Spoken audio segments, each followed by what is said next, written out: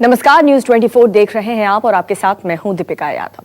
Sushant Singh Rajput suicide case की जांच के लिए जल्द ही सीबीआई की एक टीम बिहार जाएगी। जी हां, सीबीआई यहां पर बिहार पुलिस से इस केस से जुड़े तमाम डॉक्यूमेंट्स लेगी और एफआईआर दर्ज किए जाने के बाद ही जांच शुरू करेगी। जानकारी के मुताबिक सीबीआई की एक विशेष टीम इस हाई प्रोफाइल मामले की जांच के लिए बनाई जाएगी। आपको बता दें कि मामले की जांच के लिए कल ही केंद्र ने अधिसूचना जारी की है। सीबीआई इस मामले में औपचारिक रूप से फिर से केस दर्ज करने की तैयारी में है। हालांकि सीबीआई ने अभी तक एफआईआर दर्ज नहीं की है। माना यह जा रहा है कि बिहार पुलिस से इस केस से जुड़ी सारी जानकारी लेने के बाद सीबीआई एफआईआर दर्ज करेगी। दीपक मेरे सहयोगी जुड़ चुके हैं ज्यादा जानकारी के साथ। दीपक, सुशांत सिंह राजपूत के परिवार से लेकर के सुशांत के फैंस तक हर तरफ से यही मांग उठ रही थी कि जल्द से जल्द इस केस में सीबीआई जांच हो और सच्चाई सबके सामने हो।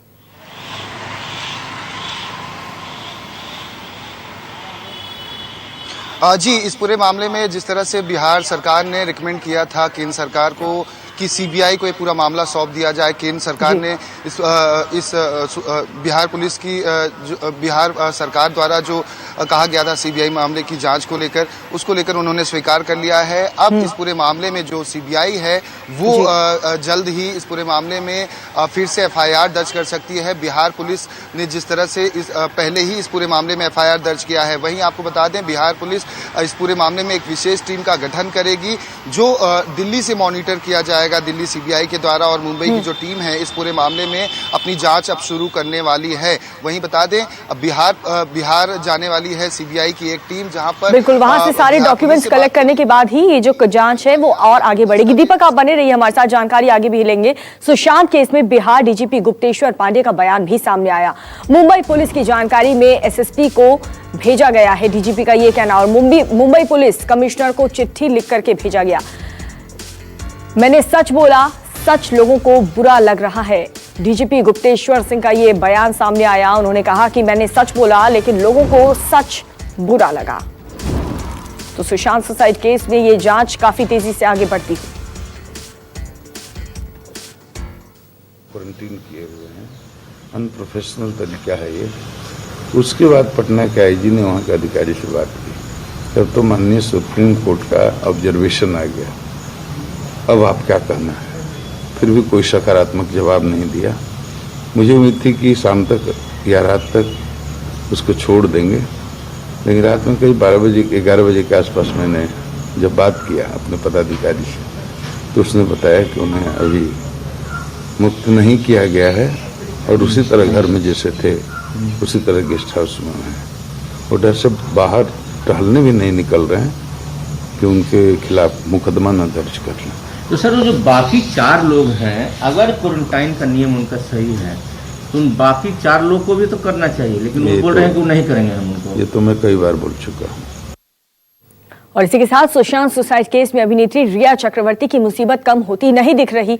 बिहार सरकार की सीबीआई जांच की सिफारिश केंद्र की ओर से मंजूर होने के बाद रिया से पूछताछ के लिए जल्द ही एक टीम का गठन हो सकता है। इस बीच रिया पर ईडी ने भी शिकंजा कसना शुरू कर दिया। 7 अगस्त यानी कि कल रिया से ईडी पूछताछ कर सकती है।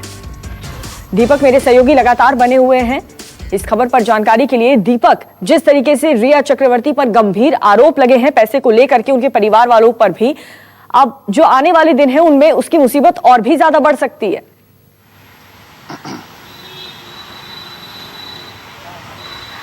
जी, आपको बता दें ईडी इस पूरे मामले की जांच में कुछ दिनों से जुट चुकी है और इस पूरे मामले में जो रिया हैं उनके जो करीबी दोस्त हैं सैमुअल मिरिंडा, उनसे कल पूछताछ की गई है। वहीं रिया के जो सीए रह चुके हैं शाह, उनसे ईडी ने पूछताछ की हुई है। और आपको बता दें सुशांत के जो सीए हैं संदीप श्रीधर, उनसे भी ईडी ने पूछताछ कर उनका बयान दर्ज किया हुआ है इस मामले में। अब जो है इस पूरे मामले में कहीं ना कहीं अब रिया से पूछताछ की जानी है। 7 अगस्त को रिया को बुलाया गया है ईडी दफ्तर में, जहां पर रिया से पूछताछ की जाएगी। आपको बता दें कि रिया और इनके भाई शौविक शौविक सुशांत की कंपनी में डायरेक्टर थे। 3 कंपनियां सुशांत के द्वारा बनाई गई थी, जिसमें से 2 कंपनियों में रिया और शौविक को डायरेक्टर बनाया गया था। परिवार ने जिस तरह से आरोप लगाए हैं और कई सारे मैसेजेस भी परिवार के द्वारा साझा किए गए, उसमें साफ तौर पर इस बात का जिक्र किया गया है कि सुशांत के द्वारा बनाई गई कंपनियों को ये दोनों भाई बहन या फिर रिया के साथ इनका परिवार हड़पने की कोशिश कर रहा था या फिर टेक ओवर करने की कोशिश कर रहा था। इस पूरे मामले की जांच उस एंगल से भी की जानी है, साथ ही क्या मनी लॉन्ड्रिंग की गई थी इस कंपनी के माध्यम से, उसकी जांच की जानी है। क्योंकि जो सेल कंपनी की बात सामने आ रही है कि कंपनियां जरूर बनाई गई थी, लेकिन जो बैंक अकाउंट थे वो नहीं खोले गए थे। तो क्या ये सेल कंपनी बनाई गई थी जो एक जगह से दूसरी जगह पैसे ट्रांसफर किए जाने थे? क्योंकि कंपनी जरूर बनाए जाने के बाद इन दोनों के द्वारा लेन देन बिल्कुल भी नहीं किया गया था। तो कई सारे मामले हैं जिनकी जांच की जानी है। जो 15 करोड़ रुपए की बात सुशांत के परिवार के द्वारा की जा रही है कि सुशांत के 15 करोड़ रुपए गायब हैं, वो किस अकाउंट में गए हैं, इसका रिश्ता जो है ना ही सुशांत और ना ही सुशांत के परिवार से उस अकाउंट का। तो ऐसे में वो 15 करोड़ गए कहाँ? मनी लॉन्ड्रिंग की बात जो सामने आ रही है उसकी जांच होनी है। ये भाई बहन जो इस सुशांत की कंपनी में डायरेक्टर बने थे उसकी जांच होनी है कि क्या पूरे पैसे सुशांत के द्वारा लगाए गए थे या फिर जो भी डील हुई थी उस कंपनी के माध्यम से उसके क्या कुछ वर्थ थे, क्या कुछ पैसे कमाए गए थे या नहीं कमाए गए थे। हर पहलू पर ईडी के द्वारा जांच की जानी है। ये बहुत जरूरी है कि 15 करोड़ कहाँ गए, कहाँ इस्तेमाल हुए, इसकी इन सब की सच्चाई जो है वो जल्द से जल्द जनता के सामने आए, सुशांत के परिवार वालों के सामने आए। दीपक बने रहिए। लेकिन अभिनेता सुशांत राजपूत की पूर्व मैनेजर दिशा सालियान की पोस्टमार्टम रिपोर्ट अब सामने आ गई है। ऑटोप्सी के मुताबिक सिर में चोट लगना और कई तरह की अप्राकृतिक चोट लगने से दिशा की मौत हुई थी। रिपोर्ट के मुताबिक दिशा की मौत की वजह चोटें लगने बताए जा रहे हैं और क्योंकि वो 14वीं मंजिल से नीचे गिर गई थी। बता दें कि अब तक सुसाइड मानी जा रही दिशा की मौत को अब सुशांत केस से जोड़ा जा रहा है। आरोप ये भी लग रहे थे कि दिशा सालियान की पोस्टमार्टम रिपोर्ट को छुपाया गया। हालांकि अब दिशा की पोस्टमार्टम रिपोर्ट सामने आ चुकी है।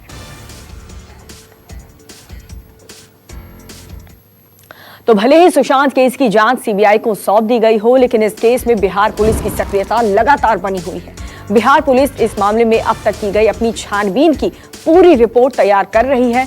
सुशांत सिंह राजपूत के मामले में अब तक किन लोगों से पूछताछ की गई और पुलिस ने इस पूरे मामले में क्या कार्रवाई की, इसे लेकर के बिहार पुलिस की एसआईटी ने रिपोर्ट बनाना शुरू कर दिया है। इस रिपोर्ट को सुप्रीम कोर्ट में दाखिल की जाएगी और दरअसल कोर्ट ने बिहार पुलिस से इस पूरे मामले में रिपोर्ट मांगी थी।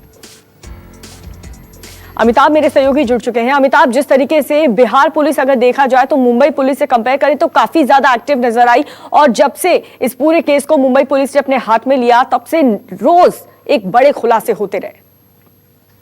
जी बिल्कुल, जिस तरह से पटना में एफआईआर होने के बाद ही बिहार पुलिस सक्रिय हुई थी और मुंबई में जब वो पूछताछ करने गई तो कुछ कई नए खुलासे भी, जो भी जांच का एंगल बढ़ा, कई नए मामले सामने आते गए और पूरा मामला इस तरह से खुल के आया। लोगों को लगने लगा कि इस मामले में कहीं न कहीं कुछ पेच है और कुछ बात छुपाई जा रही थी। फिलहाल जो सुप्रीम कोर्ट का निर्देश है उसके आलोक में बिहार पुलिस अपनी रिपोर्ट तैयार करी, क्योंकि कल उसे शुक्रवार को सुप्रीम कोर्ट में स्टेटस रिपोर्ट फाइल करनी है जिसमें अब तक की जाँच की रिपोर्ट देनी है। इसको लेकर पटना के जोनल आईजी संजय सिंह के नेतृत्व में एक टीम बनी है जो लगातार मुंबई गई टीम के संपर्क में है और उसके बाद बताया जा रहा है करीब 70 पेज का एक डॉक्यूमेंट तैयार किया जा रहा है जिसमें कि अब तक जो जिन लोगों से पूछताछ की गई है उनकी पूछताछ के सारे डिटेल्स हैं। इसके अलावा जो बैंक डिटेल्स मिले थे और उसके बाद जो बैंक डिटेल्स से जुड़ी जो जानकारियां थी वो सारी जानकारियां इसमें शामिल की गई है।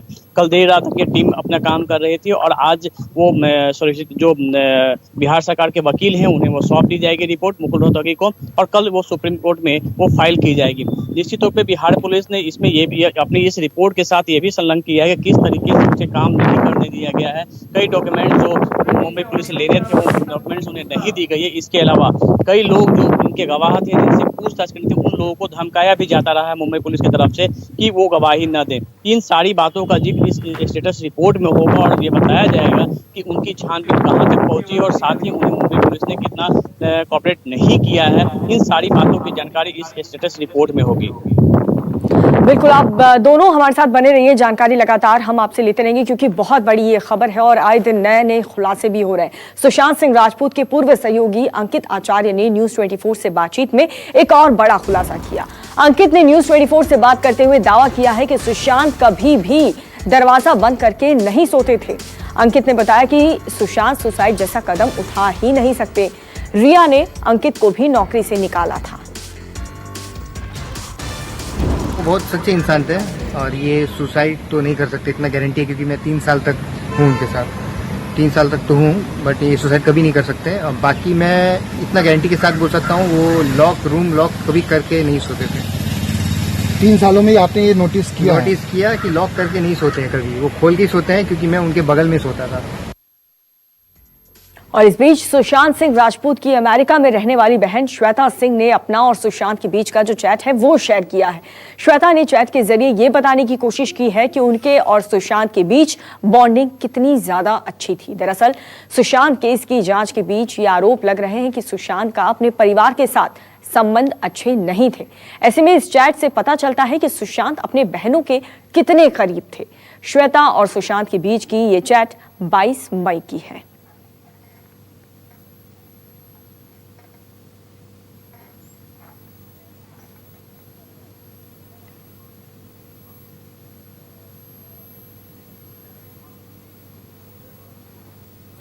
और इस वक्त मेरे सहयोगी भी जुड़ चुके हैं ज्यादा जानकारी के साथ। दीपक, जिस तरीके से सुशांत के जो फैंस हैं, उनके परिवार हैं, लगातार ये मांग कर रहे थे कि सच्चाई सबके सामने हो, परिवार को न्याय मिले, लेकिन इस बीच ऋतिक रोशन की जो मां है उन्होंने भी मांग की है।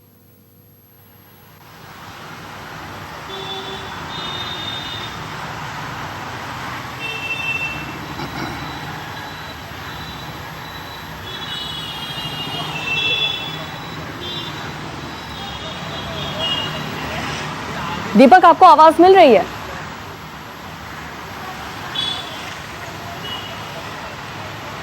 जी, सवाल दोहराएं। जी दीपक, जिस तरीके से सुशांत के फैंस तो डिमांड कर ही रहे थे कि जल्द से जल्द सच सामने आए, लेकिन अब ऋतिक रोशन की मां, उन्होंने भी इंसिस्ट किया है और मांग की है।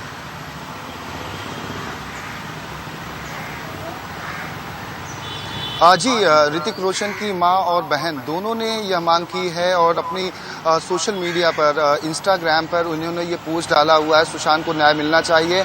और जिस पल का इंतजार था वो अब पल आ चुका है, यानी कि सीबीआई को मामला सौंपे जाने के बाद यह पोस्ट किया गया है। ऐसे में साफ जाहिर है कि अब तक जो बॉलीवुड के लोग हैं या बॉलीवुड से जुड़े हुए लोग हैं वो नहीं खुलकर सामने आ रहे थे, कुछ लोगों को छोड़कर, लेकिन अब बड़े सेलिब्रिटी से जुड़े हुए, उनके परिवार से जुड़े हुए लोग भी यह मांग कर रहे हैं कि सुशांत को न्याय मिलना चाहिए, क्योंकि कहीं ना कहीं सुशांत के साथ गलत हुआ है, ये ऐसा मान रहे हैं और उनके करोड़ों फैंस मान रहे हैं। और जिस तरह से बिहार पुलिस की जांच लगातार आगे बढ़ रही है और एक के बाद एक नए खुलासे हो रहे हैं, ऐसे में लोगों को अब एक उम्मीद की आस जगी है कि सुशांत को न्याय मिल पाएगा। ऐसे में पुलिस, बिहार पुलिस ने, जब से बिहार पुलिस मुंबई यहाँ पर आई हुई है और लगातार लोगों के बयान दर्ज किए जा रहे हैं, ईडी अपनी जो जांच है वो आगे बढ़ा रही है। अब ये पूरा मामला सीबीआई को सौंप दिया गया है। सीबीआई भी पैरेलल इन्वेस्टिगेशन इस पूरे मामले में शुरुआत कर चुकी है। एफआईआर हालांकि अभी तक दर्ज नहीं हुई है, लेकिन ऋतिक रोशन और उनकी मां का